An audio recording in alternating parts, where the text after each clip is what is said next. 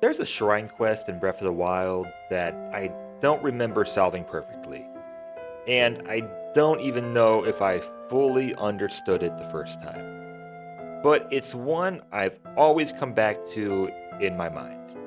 Not because it was difficult, but because it asked me to slow down and really pay attention.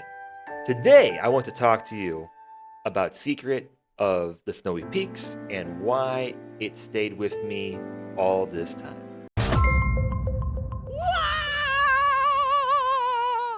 So, guys, welcome back.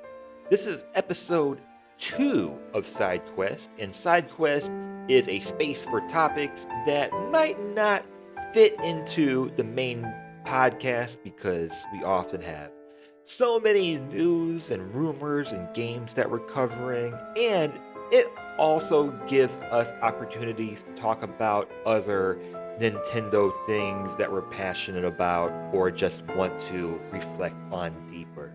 And if you've listened to the podcast at all, you know that I don't need any excuses or I'll look for any excuse to talk about Breath of the Wild. It comes up quite a bit with me. And today I want to talk to you about one of, or perhaps my favorite shrine quest in Breath of the Wild, which is the Secret of Snowy Peaks. It is not a major quest in the game. It might be one that people miss in a playthrough. It might be one that people forget about because there are certain other shrine quests that definitely stick out. There's no boss, there's no dramatic payoff, and there are no obvious rewards beyond its completion. You could complete the entire story, not 100% the game, but complete it and never ever come across this shrine or shrine quest.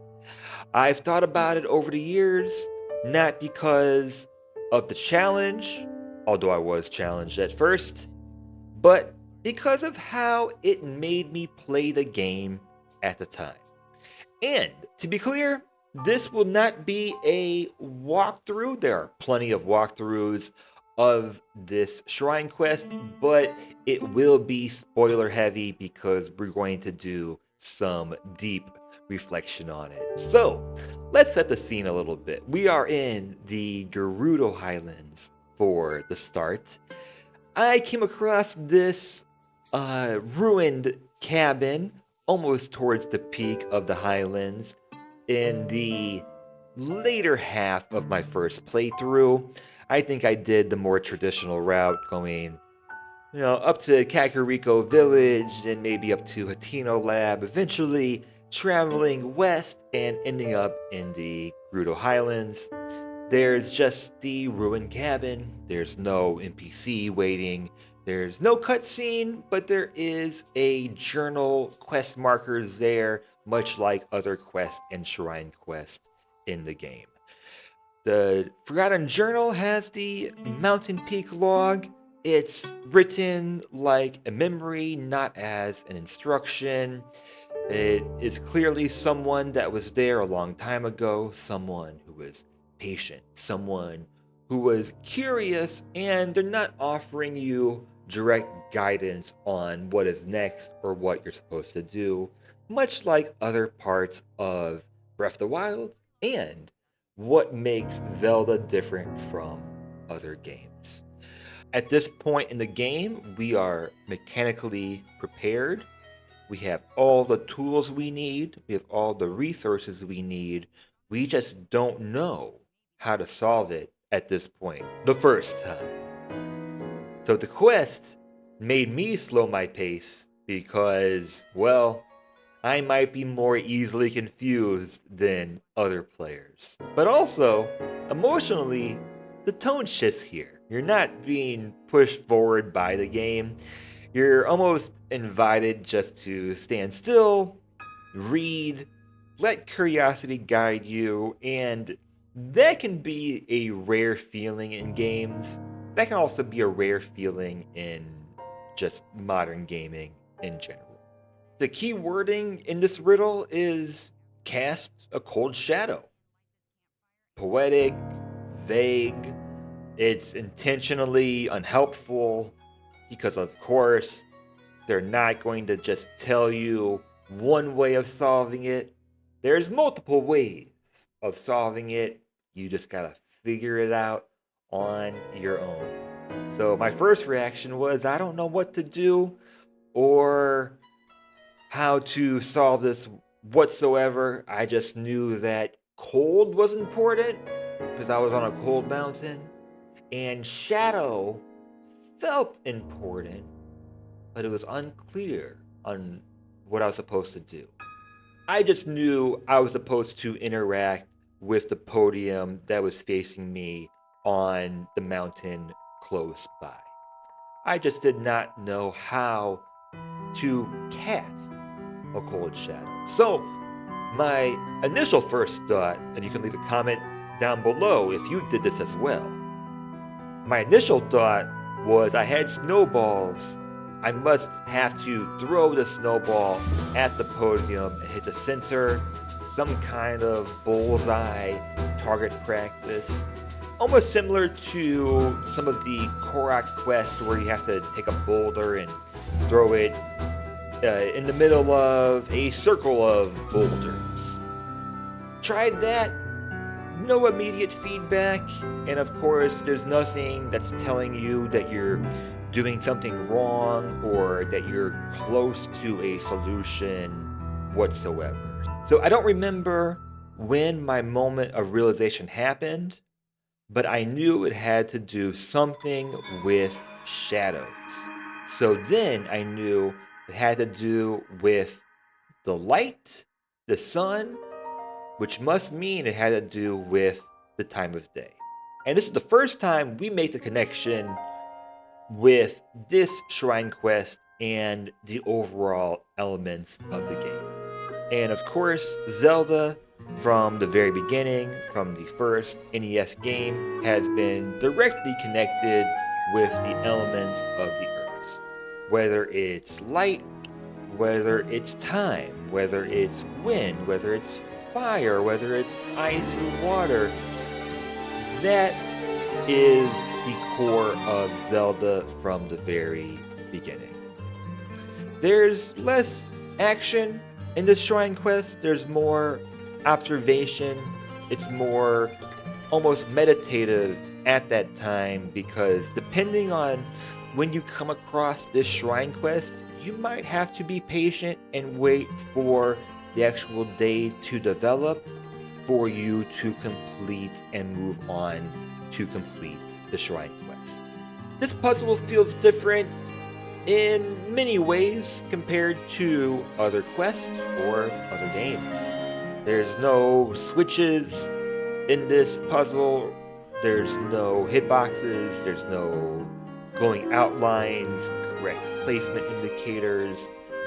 There's nothing to tell you if you're doing things the correct way or you're getting close, and nothing will really reassure you until you get very, very close to completing the Shrine Quest. And light and shadow are often mechanics that people ignore. I know I do.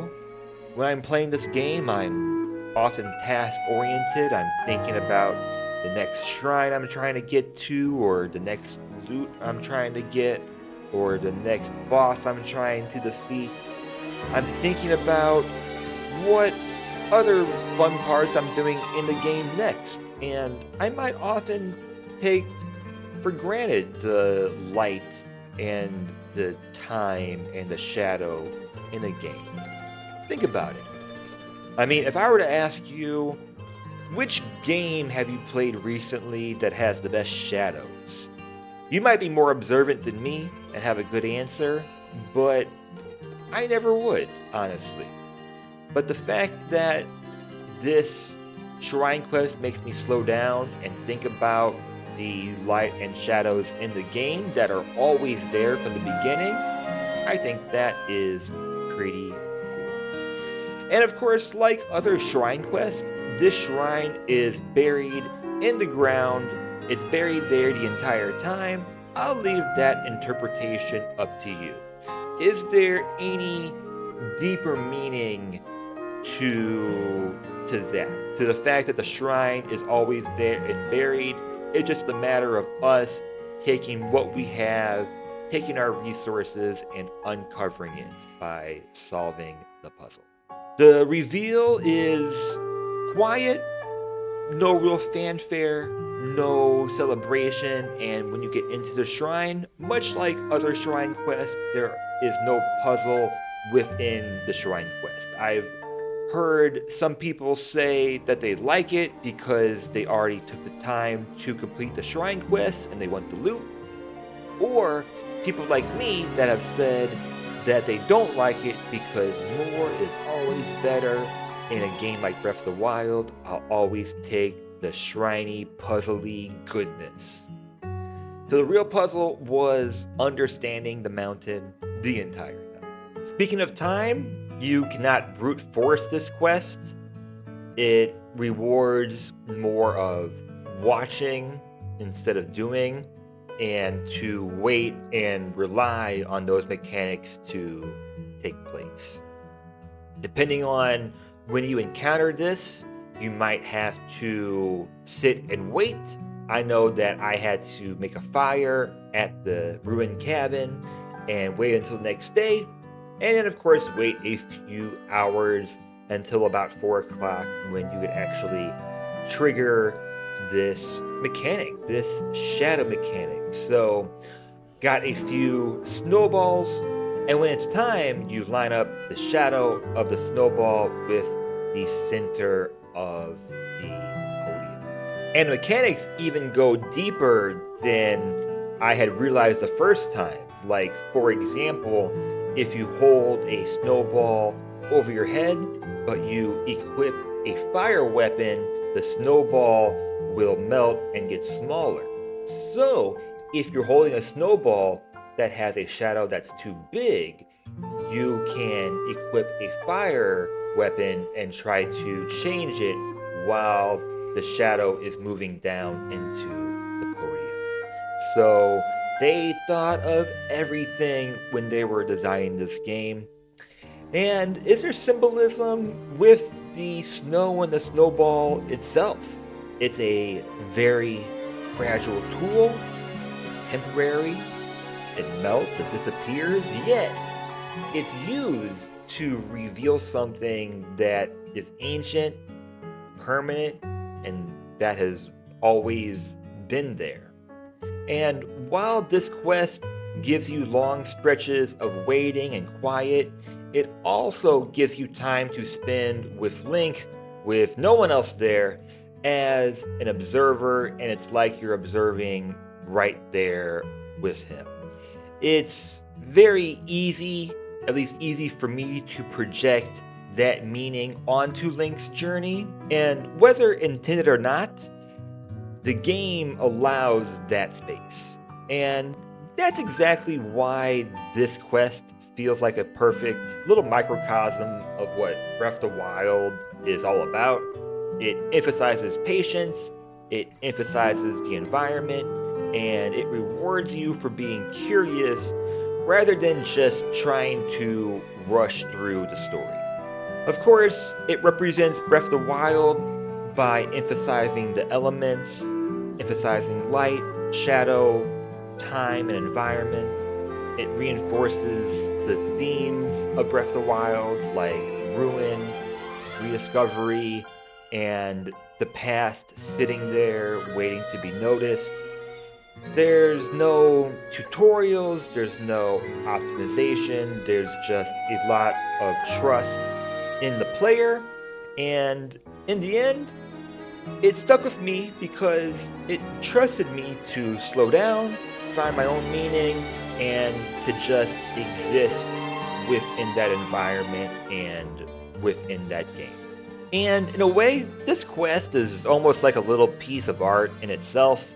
It's open to interpretation, it lets you project your own thoughts onto it, and it makes Link more of an observer in this quiet moment. And in a way, this quest almost feels like it mirrors Link's own journey. Even though we don't always get a lot of direct insight into Link's thoughts, spending so much time with him in Breath of the Wild makes you wonder about his inner world. And this quest, in its quiet and interpretive nature, almost feels like a reflection of that. It's a moment where Link is more of a quiet observer, and in a way, it kind of turns the whole experience into a piece of art. So, does it reflect Link, or am I just very desperate to connect this shrine quest to something deeper? Is it just a cool mechanic that the makers of this game came up with, thinking about using shadows to trigger a shrine? Or did they intend for something to be deeper and for us to interpret it in our own way? Either way, they don't tell us, and I think that is beautiful, and that in itself is art. And if I hadn't made it clear in these past 15 minutes or so, Breath of the Wild is just one of my most favorite games of all time, and I've stated that I think Breath of the Wild is the most important Nintendo game in the last 20 years. So, debate me, also leave a comment. Let me know what your thoughts on what the most important, maybe not the best, but what's the most important or impactful game that Nintendo has put out past 20 years in this millennium? You pick. I thought this would be a good side quest episode 2 because not only am I looking for excuses to talk about this game more, but I thought that this was a nice small moment that we could highlight that matters as much as big ones. It's still a shrine quest that I think about a lot, even if I'm not really sure sometimes why I think about it so much. Alright guys, I said my thing, so if you've enjoyed this video, please like, subscribe, comment, help the algorithm do the YouTube things. We put out content every week, whether it's small episodes like this or our main podcast every week. Links are all down in the description. I hope you have a great day, and I will see you next time.